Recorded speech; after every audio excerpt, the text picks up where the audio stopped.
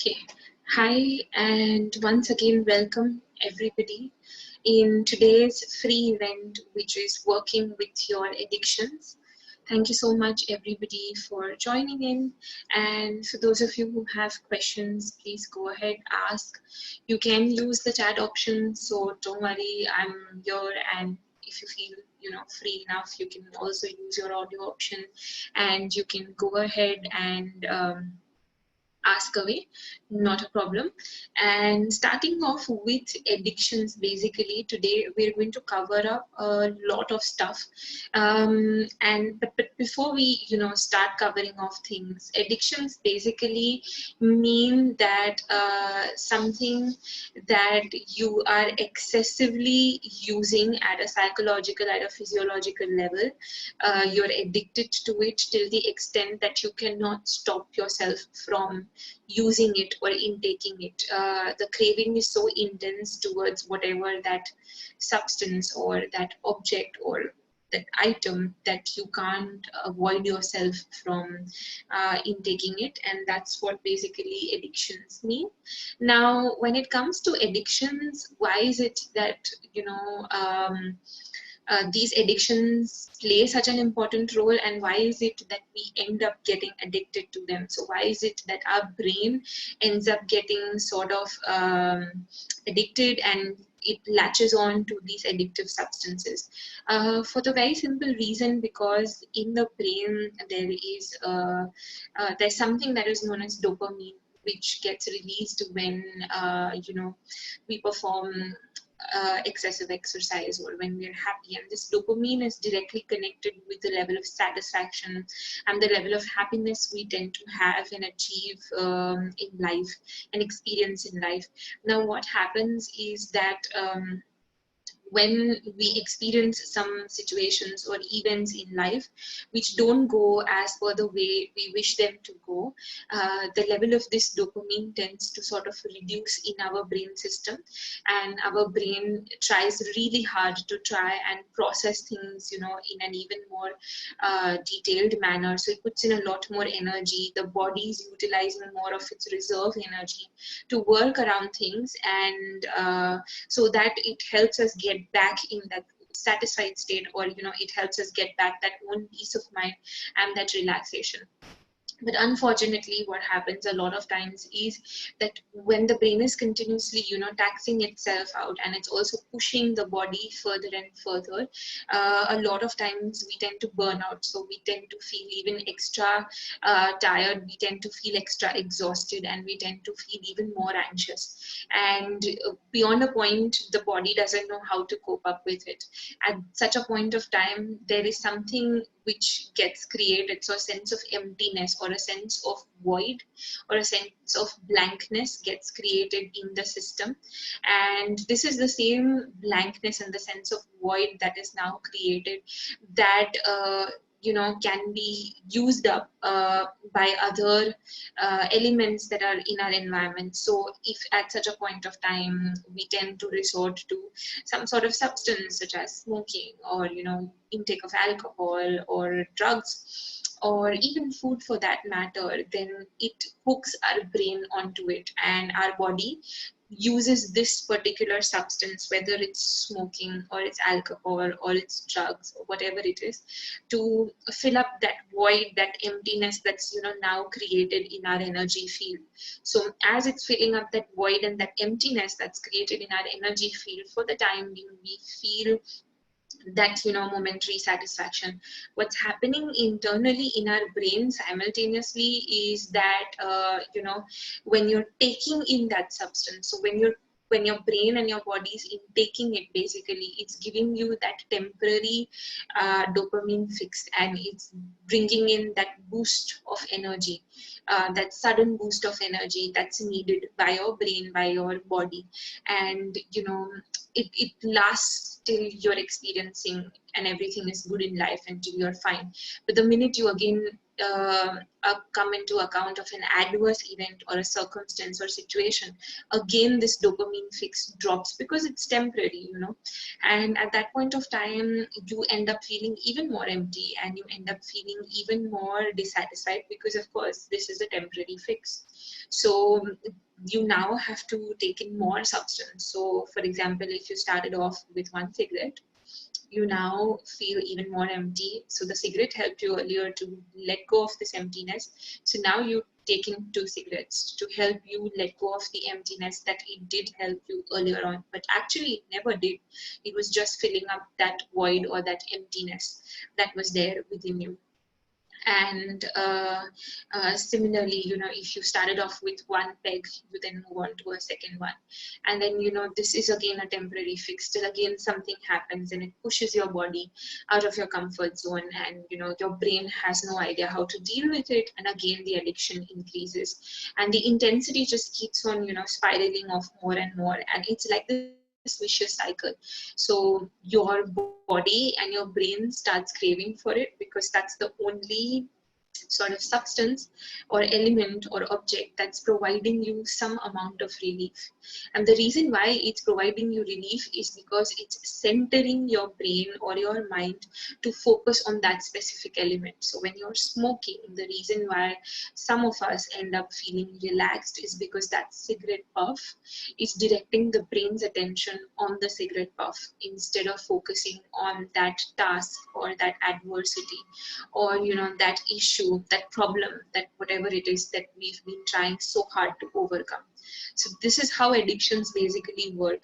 And unfortunately, once a person is caught up in this vicious cycle, it's extremely difficult to break this vicious cycle. It's extremely difficult to latch out of it, unless and until you're really, first of all, determined, and unless and until you really know that you want to work around this and, you know, get out of this consciously. That is, it's difficult, and it's essential that here at this level we delve into the subconscious aspect of the mind, which is the second most layer in the mind, which occupies around 88 to 90% of the mind capacity, because it's in this subconscious mind that all that trauma, that intensity, those negative experiences, that pain, that hurt, that sadness, that frustration, that first of all triggered off that emptiness is stored, which you will not be able to remove just consciously.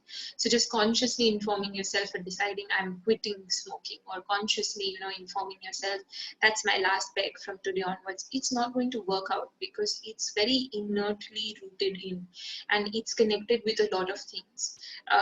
So it's very important to work with your subconscious mind to help yourself release this out, and to help yourself move ahead and progress ahead. So to understand this, you know, even better, for example, if there's someone who's just had a really bad breakup, and it's very recent, and this is a guy who has been in this relationship with his girlfriend since the past 1.5 years now, and the relationship was really good and strong and positive and all of that. Something happened and the girl triggered off and, you know, refused and decided to end the relationship. Now the guy has no idea how to deal with this adversity. He's tried his level best to overcome everything that's happened, but somehow it's not working, and it ends up disturbing her even more, and she ends up being even more rude, and things just backfire even further. So at such a point of time, this guy will start feeling upset, might end up feeling like a failure, might end up feeling that, you know, it's the end of his life, or, you know, frustrated, irritated, pained, sad, traumatized, all of that. Now, if he doesn't know how to go around this the right way or the harmonious way, there's a very high chance that, you know, probably one of his friends might offer him a cigarette, and this is his first time. So the minute he takes in that cigarette for that temporary fix, it's giving him that and his brain that sort of break from thinking continuously about his girlfriend that he's lost out on. And the minute he's, you know, smoking that, it's giving him that sort of inner relaxation, and that loneliness for that few minutes, for those few minutes, he no longer remembers that. So now the brain is connecting that cigarette with relaxation, and it's clubbing the two up. But of course, this is a temporary fix because it's an addictive substance. Nicotine, the brain needs more and more of it every single time it keeps on intaking it. So now that it's clubbed it up and it's a temporary fix, this person will, feel better. But the minute that cigarette is over, the person will again recollect back those similar thoughts, will feel he's like a failure, blah, blah, blah, and the vicious cycle will continue. He'll try and curb it, but it will not happen. And the minute the intensity is too much for him to bear, he'll go and resort to that cigarette again. And then again, and then again. And then, this is how a habit is formed, and this is how that continuous vicious cycle is formulated, unfortunately. Now, here, what happens that when such a person, realizes that this is taking a toll on my health, or for example, he starts having adverse withdrawal symptoms, such as that really bad taste on the tongue, having those severe migraines, hands smelling, all of that, he decides that, what, I need to get out of this, and I need to find a way out. So consciously, first of all, he'll take that decision, I want to get out of this, and he'll work really hard towards it. Probably, he might sustain off from not taking that cigarette for probably a week or 2 weeks. But then something happens and, he caves in, again takes in, and this time the intensity is even more because his body is trying to reserve up for the times that he did not take in. So now instead of one cigarette, he might end up smoking 2 or 3 to try and overcome this, and the same vicious cycle continues. So what we do here in therapy is we work extensively with the subconscious mind of that person. And as we're working with the subconscious mind of that person, we look into what are those rooted innermost beliefs. So what is it that triggered off that feeling probably that he felt that I'm a failure, or that feeling of pain and loss. Of course, losing out on his girlfriend and having that breakup triggered it.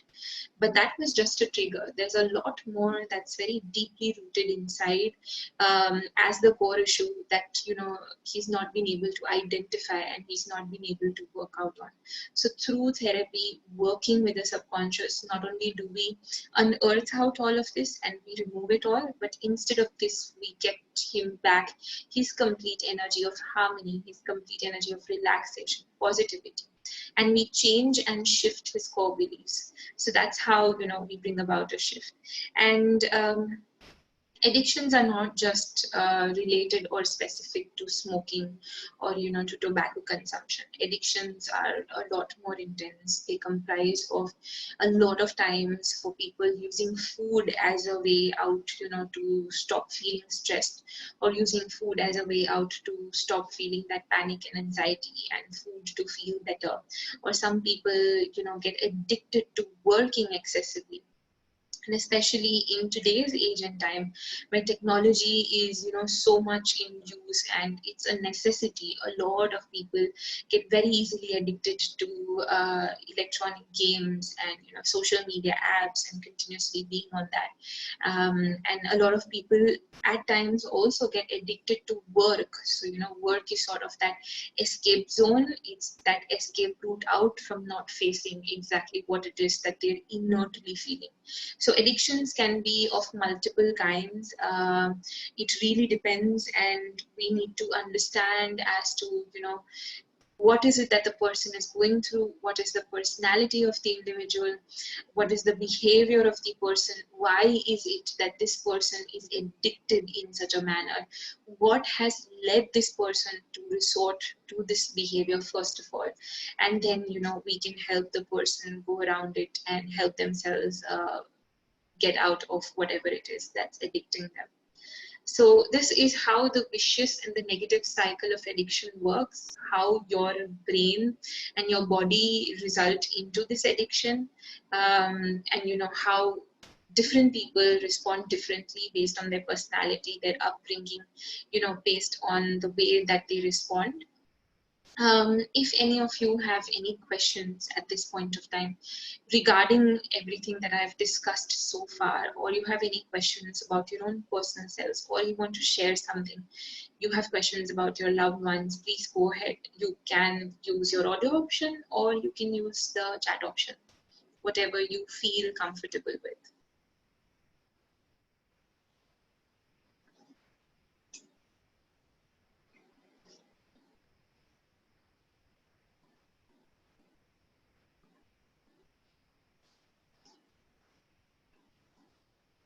So I'm just going to wait for a few minutes.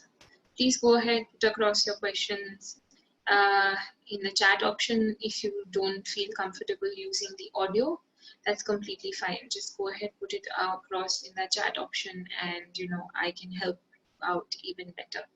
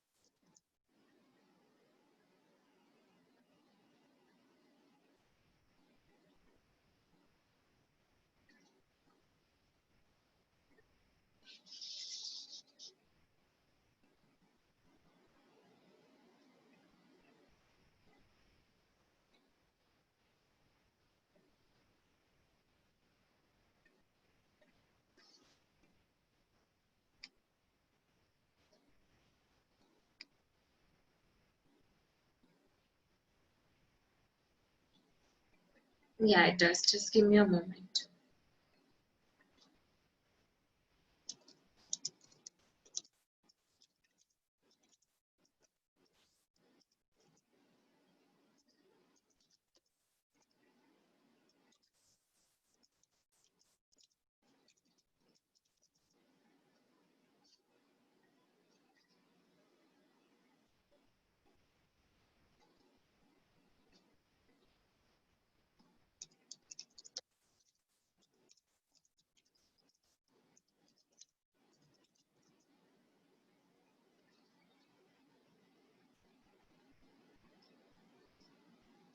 Okay.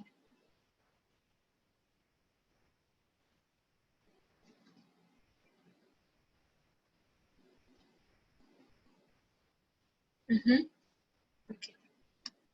Okay.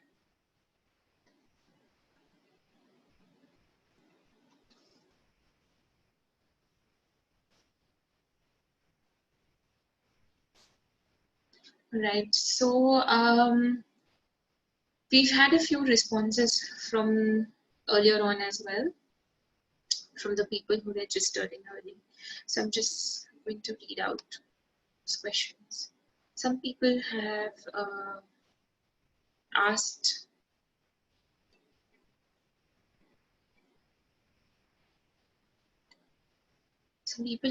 about being addicted to fears, phobias, and anxiety. So I understand that that's not typically resorting to the addictive substances, but it is addiction nonetheless, and so we shall definitely cover it. Um, it is common to get addicted to fear and to be having multiple phobias. It is actually pretty common. I've dealt with some clients who were scared of being scared to start off in the first place. I've also dealt with a lot of clients who are extremely phobic about the minutest of things, to of course many intense things also. Here it's important to understand, for all those of you who feel this fear and this anxiety, it's important to understand that what was it, what was that one incident from where this started off in the first place, you know, what was that one incident which sort of uh, got this whole thing. Uh, what was the time? What was the duration? So, for example, was it 6 months back that this fear started? Was it a year back? Was it 2 years back? It's really important to check that since when did this start, and you know, what has been happening because of it. That is sort of the triggering point, or that is the sort of the starting point that's, you know, affecting the beginning of this, if I can state. Also,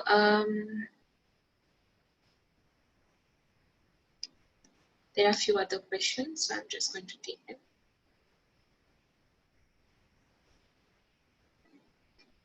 Yes, it makes sense that, you know, after you've felt a certain sense of fear, you might end up starting to feel a second element of fear, something else that starts making you scared, and something else that, you know, triggers off that fear and that anxiety.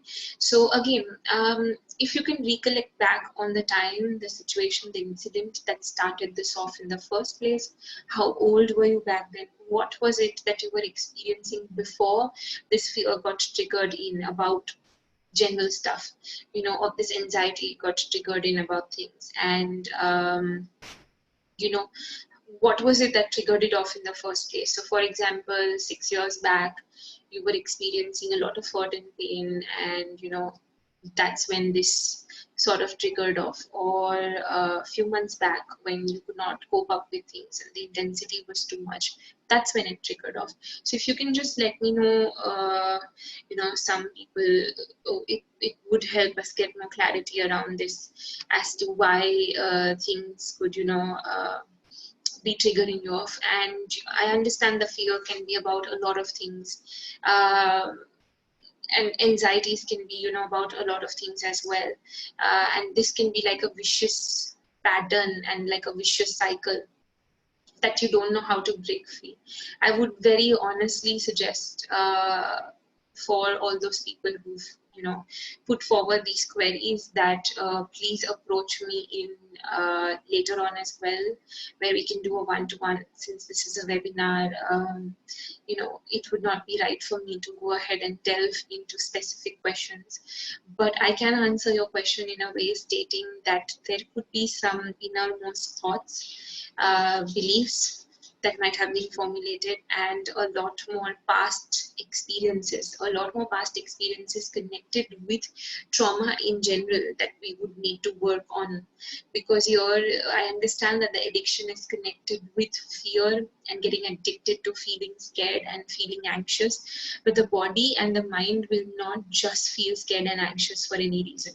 If it's continuously something or the other that's triggering you off, there's a very high chance that we need to look at what is it. There's a very high chance that we need to look at, you know, what is at the core of all of this. There's a very high chance that we need to look at the past events that have generated this sort of personality and that are now unconsciously giving you this continuous experience of fear.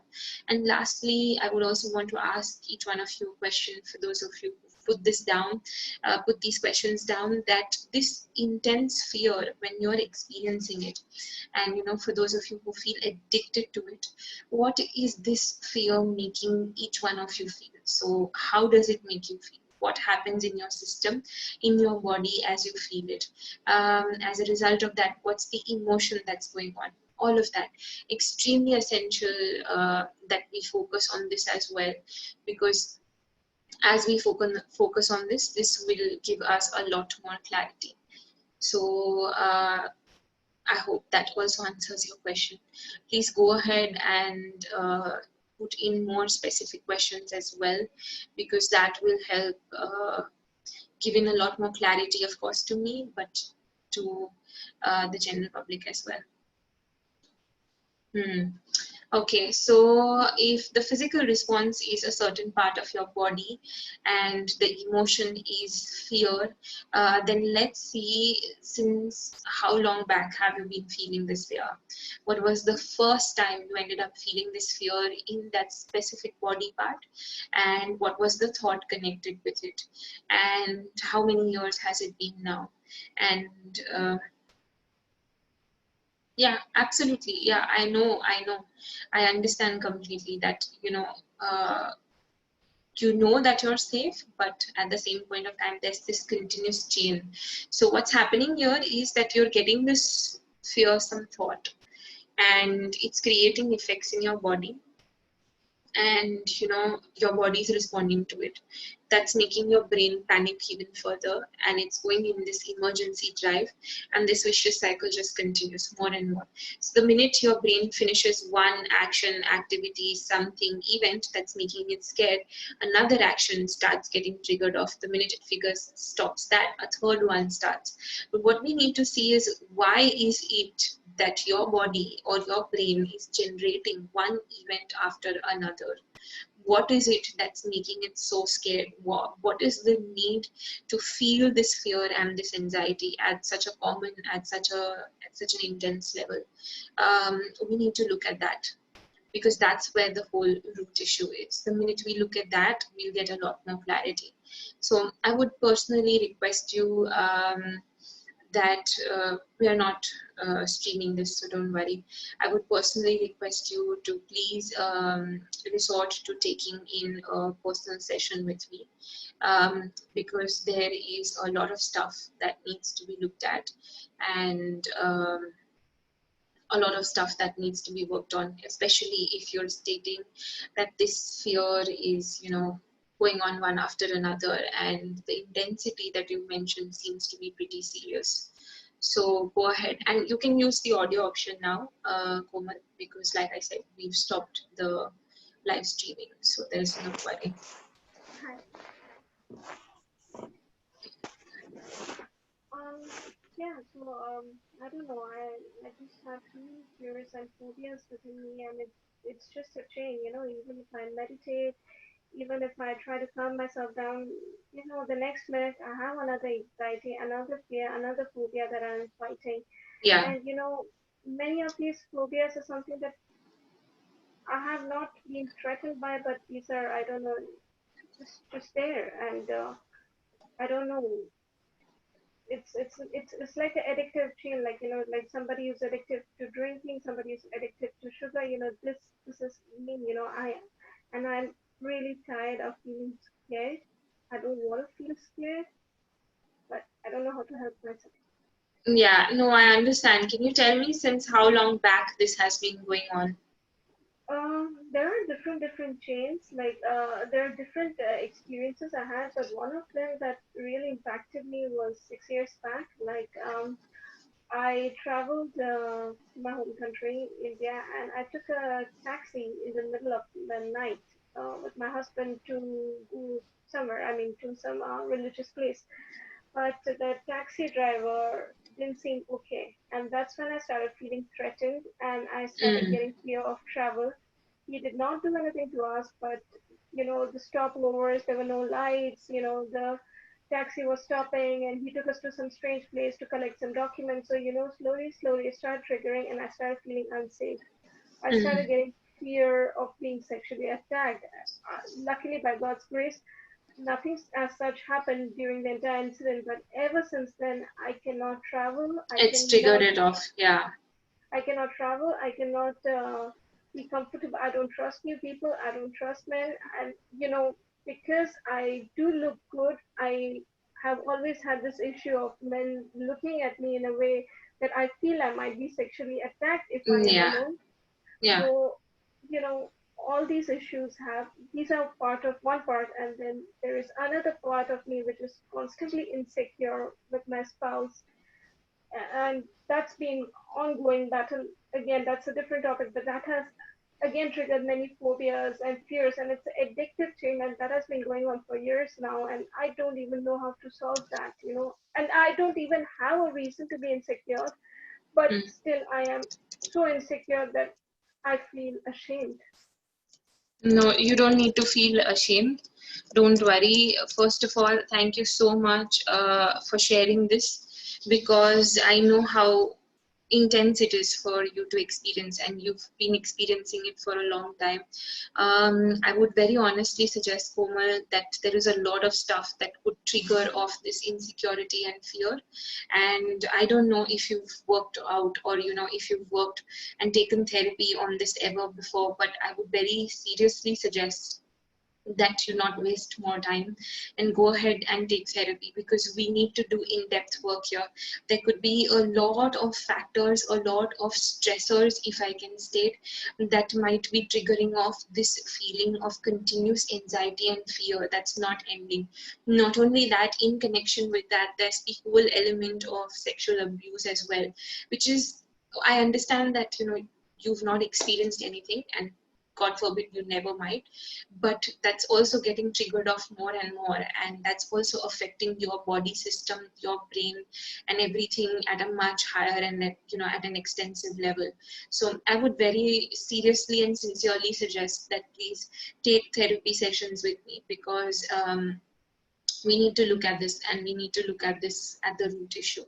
Because I understand that you've been meditating, which is good, but meditation is not a solution for this. Because like I said, like for example, if this is your mind in energy form, uh, at the conscious level, which is the topmost part, which occupies around 8 to 10 12 around 10 to 12% of the mind capacity, meditation plays a role over there, and it relaxes your conscious mind. But it's not in the conscious mind that you feel this anxiety and fear. The anxiety and fear that you feel is deeply rooted in your subconscious. That's not been looked at, that's not been worked out on. That's why it's triggering off this vicious cycle one after another, and that's why it's making you so insecure.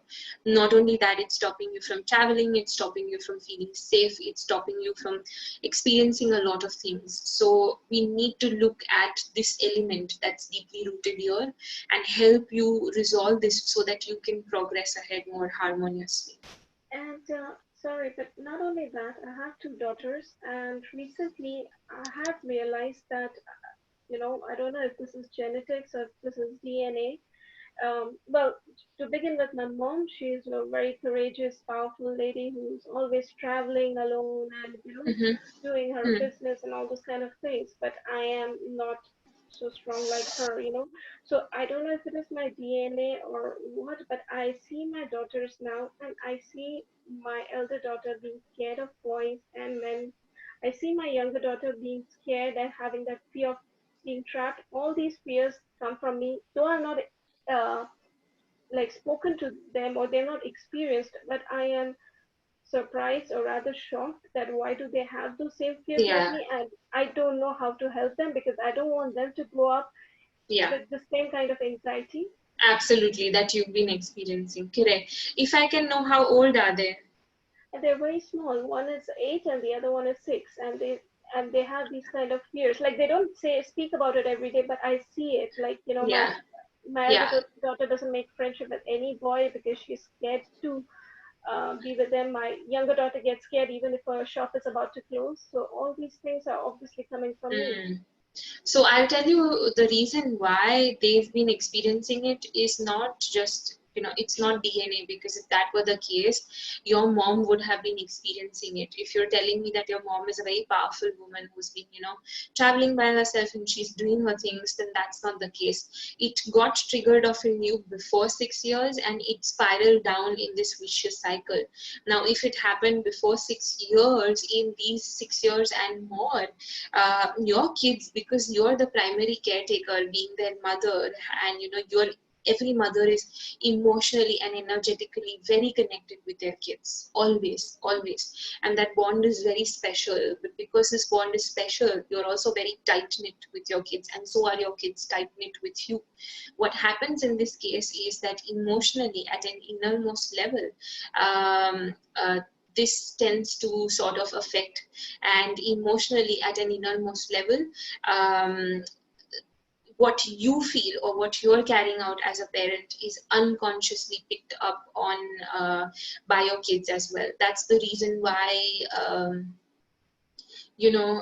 they end up feeling insecure. That's the reason why your elder one is scared, she's not communicating with guys, because she's picking up on your fears and your phobias energetically. Unconsciously, she's also observing your behavior. She doesn't need to, you don't need to tell her anything. Your actions, your behavior are a mirror enough for them to follow and adopt, especially since they are so impressionable and at such a young age. So I don't need to blame you. That's not what I'm doing. What I'm trying to tell you is the minute you start working on yourself and you help yourself vent out this stuck up, stored up fear and insecurity, it's going to help and benefit your kids as well in a very massive way, because it's going to shift the energy that you feel. In turn, this shifted energy will pass on to them as well. Okay. And if I may have to do this therapy with you, what are the charges? What I will do is I will ask the organization to get in touch with you with regards to this, and they will help you out with the charges and with the time slot and everything. Don't worry. All I need is that I need you to be in a safe place where no one disturbs you for an hour, because we'll need at least an hour in the session. Uh, and don't worry about what you share as well, because that will be completely confidential also, so it will only stay between you and me. And yes, like I said, this therapy will not only benefit you, but it will also benefit your kids massively, because they're so inertly connected with you as the primary caretaker. Okay. Do you have any other questions, Komal? Is there anything else you want to share?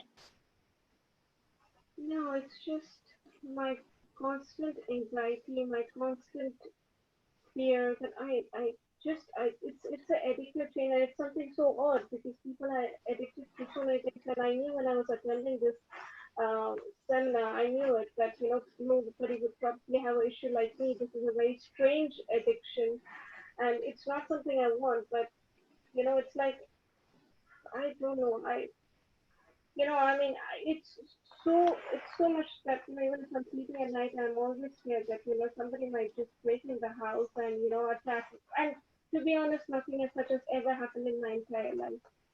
So it's Sorry, I did but not catch the last part, to be honest. like I have so much of fear that when I go to sleep, I always think I get scared that somebody might just break into the house and attack. And Yeah, and there has never been even a single incident as such in my entire life. So I don't know yeah. these fears. I mean, and moreover, what really is of question is in my marriage life. I've got a great partner, understanding, and he knows I have these issues of insecurity, and he really cooperates, but I just can't get over it. I don't know why. I have the fear of being cheated. I have the fear. I have so many fears, so many, and Hmm. I don't know. I don't know how to get free. Yeah, yeah, no, I understand. First of all, it's great that your partner supports you and understands you. Touch wood to that, touch wood to your relationship as well.